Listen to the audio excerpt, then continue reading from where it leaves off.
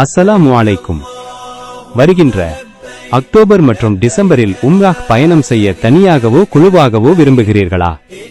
இன்றே தொடர்பு கொள்ளுங்கள் அல் பத்தாஹ் ஹஜ் சர்வீஸை. அஸ்ஸலாமு அலைக்கும் வரஹ்மத்துல்லாஹி வபரகாத்துஹு. அன்பார்ந்த பல்லாக்கு டிவி நேயர் பெருமக்களே, பூமா நபி ஸல்லல்லாஹு அலைஹி வஸல்லத்தின் பொன்னான 1500வது பிறந்த தின அழகான நல்ல நாட்களில் நாம் இருக்கிறோம். அன்னலம் பெருமானார் ஸல்லல்லாஹு அலைஹி வஸல்லம் அவர்கள் அழைத்தால் பதில் கொடுக்க வேண்டும். இறைவனை சொல்லுவான், யா அய்யுஹல்லதீன ஆமனுஸ்தஜீபு லில்லாஹி வலிர் ரசூலி இதா தஆக்கும் என்று. அல்லாஹுவும் ரசூலும் அழைத்தால் உடனே பதில் கொடுக்க வேண்டும் என்று. ஆம், பெருமானாரின் இந்த வார்த்தைக்கு இறைமறை சொல்கிற வார்த்தை தான். நபிகள் நாயகத்தின் 100 மிகுந்த நாவிலிருந்து பிறந்த இந்த வார்த்தைக்குத்தான் எப்படியெல்லாம் அடிபணிந்திருக்கிறார்கள் சஹாபிகள் தெரியுமா? பாருங்களேன், முஸ்லிம் ஷரீஃபில் ஹதீஸ் இடம்பெறும். அவுஃப் இப்னு மாலிக் அல் அஷ்ஜஇ ரதியல்லாஹு அன்ஹு சொல்லுவாங்க, நாங்கள் ரசூலுல்லாஹ் கிட்ட இருந்தோம். அப்போ ரசூலுல்லாஹி ஸல்லல்லாஹு அலைஹி வஸல்லம் அவங்க பையத்து செய்ய வேணாமான்னு கேட்டாங்க. அப்படி 3 தடவை அந்த வார்த்தை வந்தது. கடைசியாக நாங்கள் எங்களுடைய கரங்களை நீட்டினோம். பெருமானார் ஸல்லல்லாஹு அலைஹி வஸல்லத்துடைய கையில் வச்சு நாங்கள்லாம் பையத்து செஞ்சோம். அப்படி பையத்து செய்த பொழுது ஸல்லல்லாஹு அலைஹி வஸல்லம் சொன்னாங்க, நீங்கள் அல்லாஹுவை வணங்கணும், அவனுக்கு எந்த ஒன்றையும் இணையாக்கக்கூடாது, 5 நேரம் தொழுகணும், அவனுக்கு வழிபடணும் அப்படின்னு சொல்லிட்டு அசர்ற கலிமத்தன் ஹஃபியா, அப்படியே ரகசியமாக காதில் சொல்கிற மாதிரி வந்து ரசூலுல்லாஹ் ஒரு வார்த்தை சொன்னாங்க, வலா தஸ்அலுன்னாஸ ஷைஆ, மக்கள்கிட்ட இதுக்கப்புறம் எதையும் கேட்டுறாதியோ, சரியா? என்ன தேவையும் இருந்தவர்கள் எல்லாம் யார்? கோடீஸ்வரர்களா? இல்லை இல்லை, அன்றாடம் வயிற்றை நிரப்புவதற்கு போதுமான உணவு இல்லாத பெருமக்கள் தான் எவ்வளவு இருந்தார்கள். அப்படிப்பட்ட அந்த தருணத்தில் இந்த வார்த்தை என்பது சாதாரண வார்த்தை அல்ல. மக்கள்கிட்ட எதையும் கேட்டுறாதியோ, யாசிச்சிராதியோ அப்படின்னு சொல்லி அந்த ஒரு வார்த்தையை சொன்னாங்க. அவுஃப் ரலியல்லாஹு அன்ஹு சொல்கிறாங்க, நான் பார்த்தேன் அந்த பையத்தில் கலந்து கொண்ட சஹாபிகள் பயணிக்கிறார்கள். அவர்களுடைய வாகனத்திலிருந்து சாட்டை நழுவி கீழே விழுந்தது. ஒரு முறை வாகனத்தை நிறுத்திவிட்டு அந்த மூத்த சஹாபி கீழே இறங்கி வந்து அந்த சாட்டையை எடுத்தார்கள். இளைய சஹாபாக்கள், நாங்கள் இருக்கிறோமே, சொன்னால் எடுத்து தர மாட்டோமா என்று கேட்ட பொழுது அந்த பெரும் சஹாபிகள் சொன்ன வார்த்தை என்ன தெரியுமா? ரசூலுல்லாஹி ஸல்லல்லாஹு அலைஹி வஸல்லம் எங்ககிட்ட இப்படி சொன்னாங்க, யார்கிட்டையும் கேட்டுறாதியே எதையும் அப்படின்னு சொன்னாங்க. நாங்கள் இதுலேயும் அந்த பையத்தை பேணிக்கொள்ள ஆசைப்படுகிறோம் என்றார்கள்ன்றா. அந்த ஒரு வார்த்தைக்குத்தான் எவ்வளவு மரியாதை. ரசூலுல்லாஹ் சொல்லிட்டாங்க, அதை எந்த சந்தர்ப்பத்திலையும் பேணணுங்கிறதுல எவ்வளவு அழகாக அவர்களுடைய நேர்த்தியான நடவடிக்கை அமைந்திருந்தது என்பதை ஆச்சரியத்தோடு பார்க்கிறோம். செய்துன்னா அப்துல்லாஹ் இப்னு மஸ்ஊத், ஜாபிர் ரலியல்லாஹு இந்த ஹதீஸை அறிவிப்பு செய்வாங்க. இமாம் அபூ தாவூத் ரஹிமஹுல்லா பதிவு செய்கிறாங்க, ஸல்லல்லாஹு அலைஹி வஸல்லம் ஒரு நாள் மெம்பர் மேடையில் ஏறுறாங்க. அப்படி ஏறி அப்படியே ரசூலுல்லாஹ் உட்கார்றாங்க. உட்கார்ந்ததோட அந்த ஜும்மாவுடைய நாளில் அது ஆரம்பம் இல்லையா? இப்போ நாமெல்லாம் உட்கார்ந்து தான் இருப்போம். இந்த ஹதீஸில் இன்னொரு செய்தியும் பெருமக்கள் சொல்லுவாங்க, ரசூலுல்லாஹ் மேலே ஏறி அவங்க உட்கார்ந்ததுக்கப்புறம் அந்த ஜும்மாவுடைய நாளில் இஜ்லிசு, நீங்களெல்லாம் உட்காருங்கள் என்று சொல்கிறார்கள். அது பயிற்சியின் காலம். அது இப்போ யார் அப்படி சொல்லணும்னு தேவையில்லை, அது பயிற்சியின் காலம் அது. ஆனால் ஒரு உண்மை புலப்படுகிறது, ரசூலுல்லாஹி ஸல்லல்லாஹு அலைஹி வஸல்லம் அவர்கள் மிம்பருபடி ஏறி அவர்கள் அமரும் வரைக்கும் சஹாபிகள் உட்காரவில்லை என்று மாத்திரம் நமக்கு தெரிகிறது. ஏன்னா அந்த ஹதீஸில் இஜ்லிசூன்னு வருது, இடைச்செய்தியாக நான் இதை முன்வைக்கிறேன், இல்லைன்னா அந்த வார்த்தை வராது. அப்போ ரசூலுல்லாஹ் நிற்க சொல்ல மாட்டாங்க, அதபுக்காக சஹாபிகள் நின்றார்கள்.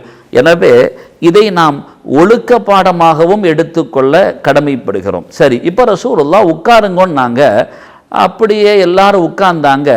இதில் ஃபஸமிஅ ذلك இப்னு மஸ்ஊத் ரலியல்லாஹு அன்ஹு, இப்னு மஸ்ஊத் ரலியல்லாஹு அன்ஹு காதுலையும் இது விழுது, உட்காருங்கங்கிற ரசூலுல்லாஹ் சொன்ன வார்த்தை. அப்போ அவங்க எங்கே நின்றாங்க தெரியுமா? நடுவாசலில் நின்றாங்க. வாசலுக்குள்ளே நுழையவே இல்லை. வாசலுக்கு வெளியில் அப்படி உள்ள நுழையிறதுக்கு வரும் பொழுது ரசூலுல்லாஹ் உட்காருங்கன்னு சொன்னாங்க. ஃபஜலஸ, அப்படியே உட்கார்ந்துட்டாங்க. பெருமானார் ஒரு வார்த்தை சொல்லிவிட்டால் அது யாருக்கு சொன்னார்கள், எப்படி சொன்னார்கள் என்றாலும் இல்லை, அதை உடனே அமுல்படுத்துவதில் சஹாபிகளுக்குத்தான் எவ்வளவு ஈமானிய உரம் தோய்ந்து அவர்கள் எப்படியெல்லாம் இருந்தார்கள் என்பதை ஆச்சரியத்தோடு பார்க்க முடிகிறது.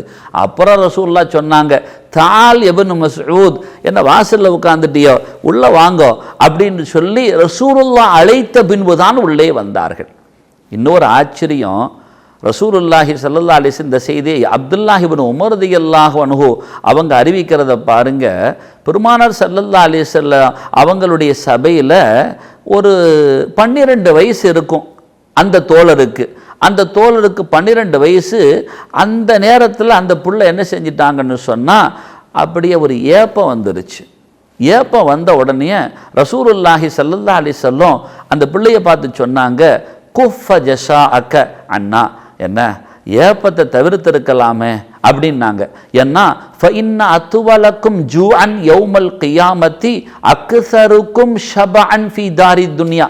இந்த உலகத்தில் வயிறு புடைக்க யார் சாப்பிடுவாங்களோ அவங்களுக்கு தான் இந்த மாதிரி ஏப்பம் வரும். ஆனால் இந்த உலகத்தில் வயிறு புடைக்க சாப்பிட்டு இப்படி இருந்தால் நாளைக்கு மறுமையில் ரொம்ப பசியாக இருக்க வேண்டியது வரும், சரியா அப்படின்னு சொன்ன அந்த வார்த்தை இருக்கு இல்லையா, 12 வயதில் அந்த தோழர் உள்வாங்குகிறார்கள். நன்றாக நாம் புரிந்து கொள்ள வேண்டும். சரித்திரம் இப்படி பதிவு செய்கிறது, அந்த தோழர் இந்த உலகத்தில் 85 ஆண்டு காலங்கள் வாழ்ந்திருக்கிறார்கள். 85 ஆண்டு கால வாழ்வு என்றால் 12வது வயதில் கேட்ட அந்த ஹதீஸை, பெருமானாருடைய அந்த செய்தியை எப்போ இதுக்கப்புறம் விடக்கூடாதுன்னு சொன்னதுனாலேயே அதற்கு பின்பு 85 ஆண்டு கால வாழ்வு வரைக்கும் அவர்கள் ஒரே ஒரு வேளை உணவு தான் சாப்பிட்டார்களாம். ஏன் தெரியுமா? என் பெருமானார் சொல்லிட்டாங்கோ, நான் சாப்பிட்ட ஏப்பம் வந்துடக்கூடாதுன்னு சொன்னாங்களாம். அல்லாஹு அக்பர். தொழுகையில் இருக்கிற பொழுது தான் எவ்வளவு ஏப்ப சத்தங்கள். நன்றாக யோசிக்க வேண்டும் அருள் நிறைந்த பெருமக்களே. பெருமானாரின் பிறந்த தினத்தில் பகிர்ந்து கொள்ளப்படுகிற செய்திகளை நாம் வாழ்வில் பரிசாக பெற்றுக்கொள்ள வேண்டும். ஹுதைஃபா ரலியல்லாஹு அன்ஹு ஈரானுடைய அரசனிடம் பேச்சுவார்த்தை நடத்துவதற்காக அவர்கள் சென்ற தருணத்தில் அங்கே விருந்தில் அமருகிறார்கள். அமர்ந்ததின் பின்பு இறுதியாக கீழே கிடக்கக்கூடிய உணவுகளை எடுத்து எடுத்து சுத்தப்படுத்தி சாப்பிடுகிறார்கள். அரசவையில் அப்படி நடந்து கொள்வது என்பது அநாகரீகமாக பிறரால் பார்க்கப்படுகிறது. ஏன் இந்த மாதிரி நடந்து கொள்றீங்க, விடுங்களேன் அப்படின்னு சொல்லும் பொழுது ஹுதைஃபா ரலியல்லாஹு அன்ஹு சொன்னாங்களாம், அத்துருக்கு சுன்னத்த ஹபீபி, என் நேசரான முஹம்மதுன் ஸல்லல்லாஹு அலைஹி வஸல்லத்துடைய வழிமுறைகளை நான் பின்பற்றுவதற்கு இந்த மடையர்களுடைய சபையில் நான் அதை விட்டுவிடப் போகிறேனா என்று அவர்கள் யாருக்காக எதை விடச் சொல்கிறீர்கள் என்று கடிந்து கொண்ட வரலாறுகள் உண்டு. ஆம், நீங்கள் வீணாக்கி விடாதீர்கள் என்று சொன்ன வரலாறும், அவர்கள் கீழே விழுந்தால் எடுத்து சாப்பிடுங்கள் என்று சொன்ன எம் பெருமானாரின் சொல்லல்லவும் அல்லவா அவர்களை இப்படி ஒரு நிலைக்கு தள்ளி இருக்கிறது என்பதை நாம் பார்க்கிறோம். பார்வை பரிபூர்ண சஹாபி ஹாரிஸத் இப்னு நுஅமான் ரலியல்லாஹு அன்ஹு பெருமானாரிடத்தில் ஒரு செய்தியை கேட்கிறார்கள். பார்வை சீராக இருந்த தருணத்தில், ஏழைகள் கைப்படும்படியாக நீங்கள் தர்மம் செய்தால் கெட்ட முடிவுகள் தொடாது என்று. ஆம், பார்வை இழக்கப்பட்ட மயோதிப காலத்தில் அவர்கள் அறையிலிருந்து வாசல் வரைக்கும் ஒரு கயிற்றை கட்டி கொள்வார்களாம். அப்படி பிடித்து பிடித்து பிடித்து பிடித்து வந்து ஏழைக்கு அதை கொடுத்து விட்டு மீண்டும் அந்த கயிற்றை பிடித்து பிடித்து அவர்கள் அறையில் அமர்ந்து கொள்வார்களாம். பல முறைகள் ஏழை வந்தாலும் வந்து வந்து செல்வதை பார்த்து வீட்டுள்ளவர்கள் கேட்டார்கள், எங்களிடத்தில் சொன்னால் நாங்கள் கொடுக்க மாட்டோமா என்ற பொழுது, இல்லை இல்லை, எம் பெருமானாரின் வார்த்தை இப்படி ஒன்று இருக்கிறது, அதற்கு நான் கட்டுப்பட வேண்டாமா என்று கேட்ட இந்த தகவல்கள் எல்லாம் நமக்கு ஒன்றை புரிய வைக்கிறது. சர்தார் நபி ஸல்லல்லாஹு அலைஹி வஸல்லத்தின் சொல்லுக்கு சஹாபிகள் சரணடைந்து விட்டார்கள் என்பதுதானே அர்த்தம். ஆம், நாமும் அப்படி நடந்து கொண்டால் எவ்வளவுதான் ஆனந்தம் கொள்வார்கள் அல்லாஹுவும் தூதரும் என்பதை புரிந்து கொள்ள வேண்டும். இந்த புண்ணிய நாளில் அந்த பாக்கியத்தை அல்லாஹ் நமக்கும் நசீபாக்குவானாக. ஆமீன். வஸ்ஸலாமு அலைக்கும் வரஹ்மத்துல்லாஹி வபரகாத்துஹு.